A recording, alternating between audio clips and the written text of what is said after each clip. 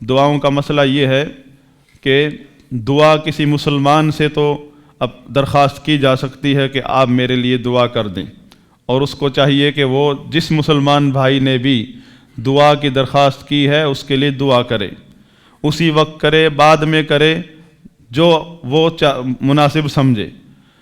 اور باقی بعض لوگوں کا ذہن ہوتا ہے کہ دعا کی پرچی آئے اور پھر اجتماعی دعا شروع ہو جائے، یہ شریعت سے ثابت نہیں ہے۔ ہم اس لیے اعلان کر دیتے ہیں کہ انہوں نے آپ سے مطالبہ کیا ہے، ہم صرف واسطہ ہیں ان کی اطلاع کا، کہ آپ سے انہوں نے دعا کی اپیل کی ہے، آپ نے ان کے لیے دعا کرنی ہے، اپنی دعاؤں میں ان کو یاد رکھنا ہے۔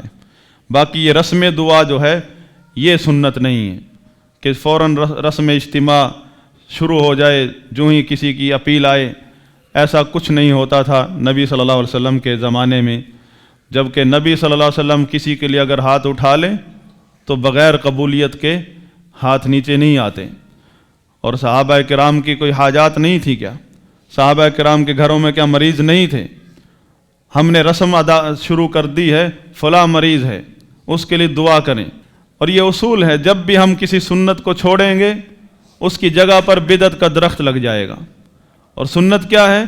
اگر ہمیں پتہ ہے کہ فلاں شخص مریض ہے تو اس کی عیادت کرنی چاہیے، اور عیادت کے وقت جو دعا کی جاتی ہے، اسأل اللہ العظیم رب العرش العظیم ان یشفیک 7 مرتبہ، اس میں کیا گارنٹی دی گئی ہے کہ اگر اللہ تعالیٰ نے اس مرض میں اس کے لیے موت نہیں لکھی تو وہ ضرور بضرور اس کو شفا ملے گی، صرف ایک آدمی نے اگر دعا کر دی، چاہے ڈاکٹروں نے جواب دے دیا، اسے شفا ملے گی۔ عیادت میں ایسی برکتیں ہیں، اور خود وہ عیادت کرنے والا اجر و ثواب لے کر لوٹتا ہے، اس کے لیے فرشتے دعائیں کر رہے ہیں۔